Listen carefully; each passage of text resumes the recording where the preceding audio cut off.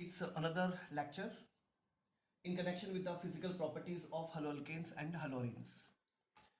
Specifically इस particular topic में जो ऑर्डर के क्वेश्चंस होते हैं बॉइलिंग पॉइंट के, मेल्टिंग पॉइंट के, डेंसिटी के, वो काफ़ी अच्छे होते हैं असेंडिंग ऑर्डर डिसेंडिंग ऑर्डर के, और कॉम्पिटिटिव एग्जामिनेशन के लिए और या सेंट्रल बोर्ड के एग्जाम्स के लिए भी काफ़ी हेल्पफुल होते हैं। तो हम कुछ बात करेंगे इसके ऊपर। सबसे पहले तो ये कि जो अल्काइल हैलाइड्स होते हैं, आपको पता है अच्छे से, वो आर एक्स होता है, और एराइल हैलाइड्स जो होते हैं वो ए आर एक्स होते हैं। ठीक है, दो तीन छोटी छोटी बातें करते हैं। सबसे पहली चीज़ तो ये कि जो फिजिकल स्टेट होती है, लोअर ऑर्डर जो अल्काइल हैलाइड्स होते हैं, जैसे कि आप ये कह सकते हो कि मिथाइल क्लोराइड है ना, मिथाइल क्लोराइड हो गया, मिथाइल ब्रोमाइड हो गया, ठीक है, इनफैक्ट C2H5Cl हो गया, इथाइल क्लोराइड है ना, और कुछ क्लोरोफ्लोरोमेथेन, क्लोरोफ्लोरोमेथेन, ठीक है, क्लोरोफ्लोरोमेथेन, आमतौर पर इसको CFM कह देते हैं, क्लोरोफ्लोरोमेथेन। ये जो होते हैं ना, ये रूम टेम्परेचर पर गैसेस होते हैं, रूम टेम्परेचर पर गैसेस होते हैं। जब मॉलिक्यूलर मास बढ़ता है तो वॉन्डरवॉल फोर्स ऑफ अट्रैक्शन भी बढ़ता है मॉलिक्यूल्स के बीच में। अल्काइल हैलाइड्स में पोलैरिटी पाई जाती है, तो dipole dipole interaction along with the weak van der Waals force of attraction बढ़ता है, तो फिजिकल स्टेट गैसेस स्टेट से कन्वर्ट हो जाती है लिक्विड स्टेट में। यानी हम कंक्लूजन निकाल सकते हैं कि जैसे CH3Cl हो गया, CH3Br हो गया, है ना, या इनफैक्ट C2H5Cl हो गया, या क्लोरोफ्लोरोमेथेन हो गया, ये रूम टेम्परेचर पर गैसेस होती है। लेकिन हायर ऑर्डर के जो अल्काइल हैलाइड्स होते हैं वो लिक्विड्स होते हैं, और ज़्यादा मॉलिक्यूलर मास के और ज़्यादा हायर ऑर्डर जो अल्काइल हैलाइड्स होते हैं वो सब के सब सॉलिड होते हैं। ठीक है, ये सिंपल सी कहानी है। आमतौर पर दूसरी चीज़ ये कह सकते हैं कि जो अल्काइल हैलाइड्स होते हैं, जब ये अपनी प्योर स्टेट में होते हैं, मतलब प्योर कंडीशन में होते हैं, तब ये कलरलेस होते हैं, तब ये होते हैं colourless. Particularly bromine and iodine हवा के कांटेक्ट में आने पर, एयर कांटेक्ट में आने पर, या हम यूं कह सकते हैं कि रेडिएशन के कांटेक्ट में आने पर, धूप के कांटेक्ट में आने पर, इनमें क्या होता है, इनमें कलरेशंस आ जाते हैं। यानी हम ऐसा बोल सकते हैं कि अगर लाइट एक्सपोजर हो, अगर लाइट एक्सपोजर हो तो इसमें कलर्स देखने को मिलते हैं। पर्टिकुलरली ArBr, अराइल ब्रोमाइड हो गया, ARI, या RBr हो गया, RI में, आयोडाइड और ब्रोमाइड्स में ऐसा देखने को मिलता है, कलर्स देखने को मिलते हैं। ठीक है, अब हम बात करते हैं मेल्टिंग पॉइंट बॉइलिंग पॉइंट की। तो तीसरी प्रॉपर्टी जिस पर हम फोकस कर सकते हैं उसे बोलते हैं मेल्टिंग पॉइंट बॉइलिंग पॉइंट। देखिए, ये बहुत सिंपल से कॉन्सेप्ट होता है, आपको समझ में जाएगा। सपोज मैंने चेंज किया, RF लिखा, फिर मैंने लिखा RCl, फिर मैंने लिखा RBr, फिर मैंने लिखा RI। Am I clear? तो RF लिखा, RCl मतलब ये कौन है, ये अल्काइल फ्लोरीन का डेरिवेटिव है, ये क्लोरीन का है, ब्रोमीन का है, आयोडीन का है। समझ रहे हैं आप इस बात को कि क्लोरीन ज्यादा भारी होता है फ्लोरीन से, ब्रोमीन ज्यादा भारी होता है क्लोरीन से, आयोडीन ज्यादा भारी होता है ऑफ कोर्स ब्रोमीन से। यानी अगर हम मॉलिक्यूलर मास पर कॉन्सेंट्रेट करें तो आरआई सबसे बड़ा होगा, सबसे ज्यादा होगा। जितना ज्यादा मॉलिक्यूलर मास होगा, ध्यान दीजिएगा कि मॉलिक्यूल्स की संख्या उतनी ज्यादा होगी। जितने ज्यादा मॉलिक्यूल्स होंगे, वंडरवॉल फोर्स ऑफ अट्रैक्शन उतना ज्यादा होगा। डेफिनेटली आप कह पाएंगे कि बॉइलिंग पॉइंट भी ज्यादा होगा। यानी हम सिंपल कह सकते हैं, जैसे मान लो CH3F लिखा, तो CH3F का जो बॉइलिंग पॉइंट होगा वो कम होगा ऑब्वियसली RCl से, कम होगा RBr से, कम होगा RI से। तो ऑर्डर क्या होगा, RF is less than RCl is less than RBr, RI। Definitely R same है, आपने यहाँ पे हेलोजन चेंज किया है। अगर आप उल्टा करते हैं, ठीक है, अगर आप उल्टा करते हैं तो क्या करेंगे, आप इमेजिनेशन करो, आप ऐसा लिखते हो CH3, फिर लिखते हो CH2, फिर लिखते हो यहाँ पर CH2, फिर लिखते हो CH2Cl, 1 2 3 4 Cl। M I clear? देखिए ध्यान से, ये एक चेन स्ट्रक्चर हो गया, ध्यान से देखिएगा। इसे मैं ऐसे लिख रहा हूँ, CH3 CH3, फिर CH2Cl, ये आइसोमर्स हैं। इसमें देखिएगा ये इसका आइसोमरिक फॉर्म है, पर आप समझ रहे हैं 1 डिग्री है ये, इसमें वेरिएशंस आ रहे हैं डेफिनेटली। अब आगे देखिएगा, फिर ब्रांचिंग करते हो आप इसमें, आपने यहाँ पे लिख दिया CH3, फिर आपने यहाँ पे लिख दिया CH3, फिर आपने यहाँ पे लिख दिया CH2Cl। आप समझ रहे हैं, इसमें ब्रांचिंग नहीं है, स्ट्रेट चेन है, इसमें एक ब्रांचिंग है, इसमें और ब्रांचिंग है।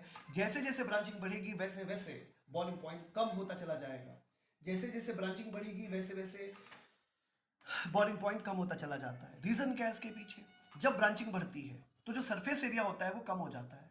सरफेस एरिया कम होने से क्या होता है कि वॉन्डरवॉल फोर्स ऑफ अट्रैक्शन भी कम हो जाता है।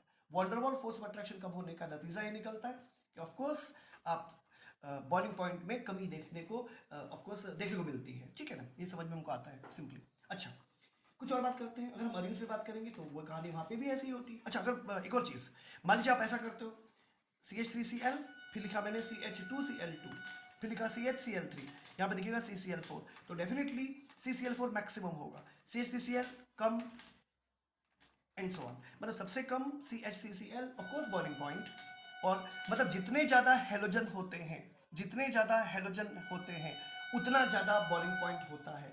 ये कथा हेलो अल्केन्स में भी होती है, अरेन्स में भी होती है।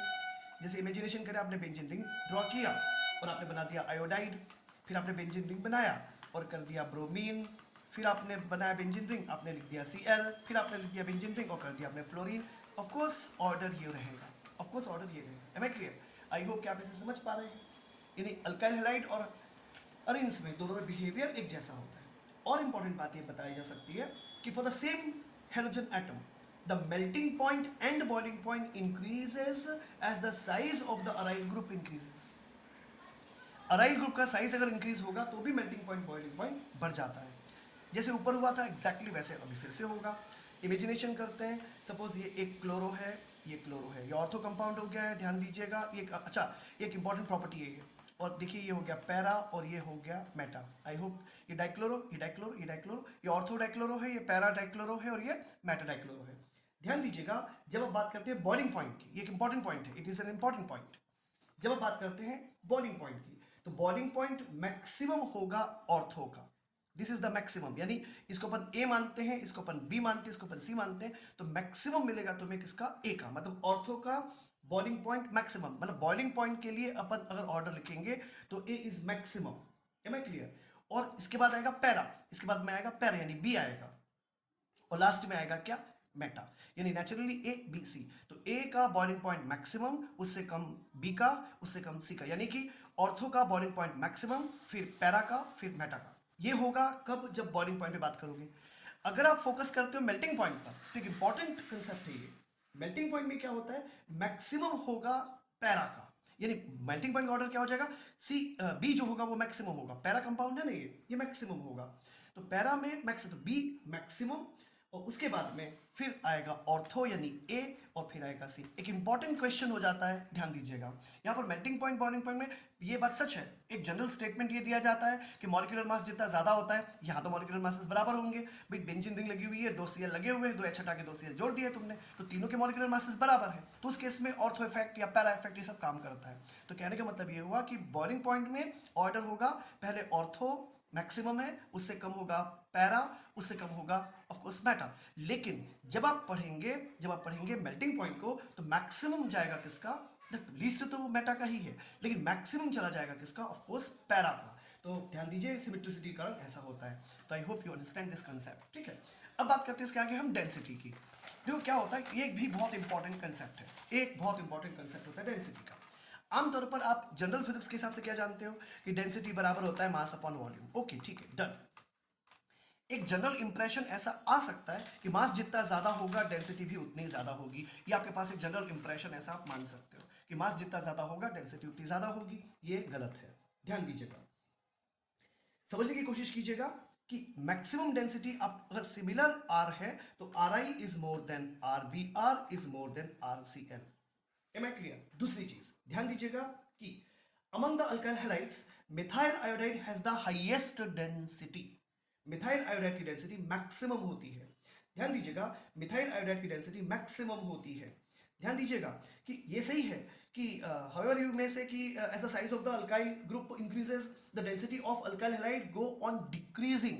ध्यान से सुनना, मतलब क्या बोल सकते हो, CH3I है और फिर है CH3CH2I और फिर तुमने लिखा CH3CH2CH2I, तो मैक्सिमम डेंसिटी इसमें CH3I की होगी। जैसे जैसे चेन बढ़ेगी वैसे वैसे हमें ऐसा लग सकता है कि इसकी डेंसिटी बढ़ रही होगी, पर इसकी डेंसिटी घटती है। ठीक है, साइज बढ़ने से, अल्काइल ग्रुप का साइज बढ़ने से डेंसिटी कम होती है, यानी मिथाइल आयोडाइड की जो डेंसिटी होगी वो मैक्सिमम होती है। दिमाग में रखिएगा, इट्स ए नाइस पॉइंट, अच्छा पॉइंट है। ठीक है, ये दिमाग में रखिएगा, डेंसिटी कम होती चली जाती है। अच्छा, अगर अपन पॉली हेलोडेरिवेटिव देखें पर्टिकुलरली, सपोज मैंने लिखा CH2Cl2 CHCl3 और CCl4, तो मैक्सिमम डेंसिटी किसकी होगी? CCl4 की। यानी क्या होगा, ध्यान से देखिएगा, पॉली कंपाउंड जितने ज्यादा, पॉली हेलोजन जितने ज्यादा होंगे, 4 क्लोरीन है तो डेंसिटी यहाँ पर मैक्सिमम होगी, यहाँ पर 2 क्लोरीन है डेंसिटी हमें मिनिमम होगी, ये 3 है तो ये मॉडरेट होगी। तो एक्सपेक्ट की आपको समझ में आया है। अगली प्रॉपर्टी पे हम विचार कर सकते हैं जिसे हम कहते हैं म्यू, इसे हम कहते हैं डायपोल मोमेंट। देखो फिजिक्स में और केमिस्ट्री में थोड़ा सा आपको कंफ्यूजन हो सकता है। फिजिक्स बहुत स्ट्रेट कहती है कि डायपोल का जो डायरेक्शन होता है, डायपोल मोमेंट का मतलब पी का डायरेक्शन जो होता है उसको वहां पे पी से रिप्रेजेंट करते हैं, वो नेगेटिव से पॉजिटिव होता है। लेकिन केमिस्ट्री स्टेट कहती है इसे म्यू से डिनोट करते हैं, और ऑफ कोर्स डिबाई इसकी यूनिट होती है, कैपिटल डी से रिप्रेजेंट करते हैं, कूलम मीटर नहीं लिखते, कूलम सेंटीमीटर नहीं लिखते, डिबाई लिखते हैं। और इन्फॉर्मेशन ये कि डायरेक्शन जो होता है वो हमेशा पॉजिटिव से नेगेटिव होता है, फ्रॉम पॉजिटिव से नेगेटिव डायरेक्शन होता है। So take care about it.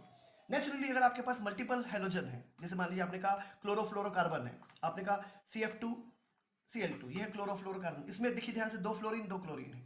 या मान लीजिए आपके पास कोई डेरिवेटिव है, आपने कहा CH2, आपके पास Cl है और साथ में फ्लोरीन भी लगा हुआ है, CH2ClF, एक मोनोफ्लोरो है, मोनोक्लोरो है और आपके पास मिथेन है, ये है। तो इस केस में क्या होगा, इसकी इलेक्ट्रोनेगेटिविटी अलग होती है, इसकी इलेक्ट्रोनेगेटिविटी अलग होती है। Am I clear? तो इसकी इलेक्ट्रोनेगेटिविटी मान लो अपन x1 मान लेते हैं, इसको x2 मान लेते हैं, तो रिजल्टेंट जो आएगा म्यू, ध्यान दीजिएगा, जो रिजल्टेंट आएगा म्यू वो फॉलो करता है लॉ ऑफ पैरेललोग्राम फिजिक्स का।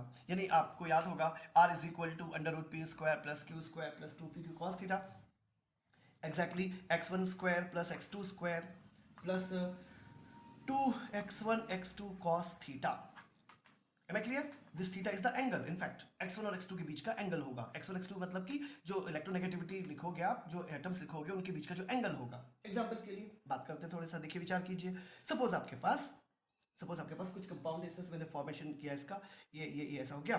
मान लो कि मैंने कहा कि ये हो गया Cl और यहाँ हो गया Cl। ध्यान दीजिएगा, डायरेक्शन ऑफ डायपोल पॉजिटिव से नेगेटिव होगा, मतलब क्या होगा, ये होगा इस डायरेक्शन में, ये होगा इस डायरेक्शन में, जस्ट अपोजिट एक दूसरे के। एक दूसरे को नलीफाई कर देते हैं, कैंसिल करने से इसका जो म्यू होगा कितना होगा, 0।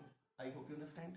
समझने की कोशिश कीजिएगा, फिर से ध्यान से देखिएगा इस बात को। यहाँ पे मानो अपने तो पैरा के लिए क्या हो गया, 0 हो गया। अच्छा मान लो ये ऐसा है, अब यहाँ मैंने CL लिखा है, आप यहाँ पे क्या है Cl ऐसा लिख सकते हो, मैंने CL लिख दिया। तो अब ध्यान से देखेंगे आप, तो इसको आपको ऐसा लगेगा जैसे कि ये Cl हो गया, इसकी नेगेटिविटी होगी, डायरेक्शन इसका ये होगा, डायरेक्शन इसका ये होगा, और एंगल इनके बीच का, एम आई क्लियर, इसके बीच का एंगल फॉर्मूला क्या लगेगा, √x1² plus x2² plus 2x1 x2 cos theta. Am I clear? Similar, अच्छा इसके जो डायपोल मोमेंट होता है ना, ये होता है 2.54, ये होता है 2.54 d होता है। सिमिलरली आप इस पर भी बात कर सकते हो, से ये क्लोरीन है और ये मेटा पोजीशन पे है, तो यहाँ पर भी इसका डायरेक्शन देखिए ऐसे आएगा, डायरेक्शन ऐसे आएगा, और फिर इसके बीच में एंगल बन जाएगा, ऑफ कोर्स एंगल 120 डिग्री का बन जाएगा। यहाँ पर जो म्यू की वैल्यू कैलकुलेटेड होती है 1.72 डी होती है।